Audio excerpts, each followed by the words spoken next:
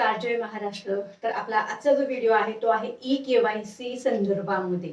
आता ई-केवायसी संदर्भात खूप महत्त्वाची माहिती देणार आहे। याच्यामध्ये नवीन ई-केवायसीचं पण मी सांगणार आहे। बऱ्याच महिलांच्या कमेंट येत आहेत मला की ताई आमची ई-केवायसी झालेली नाही। जून मध्ये आमचा फॉर्म अपात्र झाला होता। बघा मी काय सांगते, जून मध्ये आमचा फॉर्म अपात्र झाला होता आणि तेव्हापासून आम्हाला पैसे मिळत नाही, तर आम्ही केवायसी करू शकणार आहोत का जेव्हा आता आपली ई-केवायसी चालू होईल?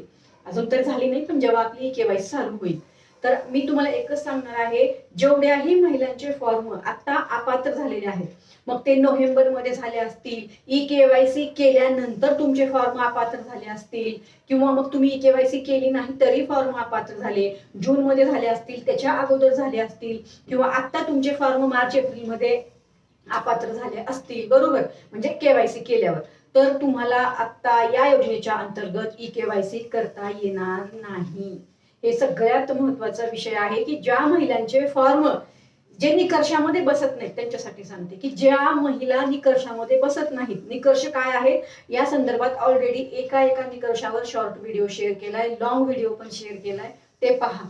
जर तुम्ही निकषामध्ये बसत असाल आणि काही कारणास्तव तुमची ई केवायसी झाली नाही तर तुम्ही केवायसी करू शकणार आहात, आलं का लक्षात? पण जर तुमचे फॉर्म अपात्र झालेले आहेत कुठल्याही कारणास्तव, जर तुम्ही निकषामध्ये बसत नाही तर तुम्ही आता ई केवायसी करू शकणार नाही। हा सगळ्यात महत्त्वाचा माझा मुद्दा आहे। तुमच्या प्रश्नाचं उत्तर माझं हेच आहे आता सध्या की तुमचे फॉर्म अपात्र झाले असतील कुठल्याही कारणास्तव तर तुम्हाला परत ई केवायसी करता येणार नाही। याच्यामध्ये एकच सांगणार आहे, ज्या महिला पात्र आहेत त्यांना नक्कीच ई केवायसी करता येणार आहे, ज्यांची ई केवायसी झालेली नाही त्यांना पण ई केवायसी करता येणार आहे। ज्या महिला आता लाभ घेत आहेत त्यांच्यासाठी परत एकदा जर केवायसी करायची आहे असं सांगितलं तर त्यांनाही, पण त्यांच्यासाठी अजून माहिती आली नाही। जसं मधल्या काळात सांगितलं होतं, म्हणजे मागच्या वर्षी सांगितलं होतं की दर वर्षाला जून जुलैच्या अंतर्गत सगळ्याच महिलांना ई केवायसी करायची आहे, असा जी.आर. तेव्हा आला होता। तर आता तर अशी काही माहिती आली नाही। आता फक्त आपण ज्या महिलांची केवायसी झाली नाही त्या संदर्भात जास्त बोलत आहोत की ज्या महिलांची केवायसी झाली नाही पात्र असून सुद्धा त्यांना केवायसी करता येईल का? तर हो, नक्कीच तुम्हाला ई केवायसी करता येणार आहे जर तुम्ही पात्र असाल।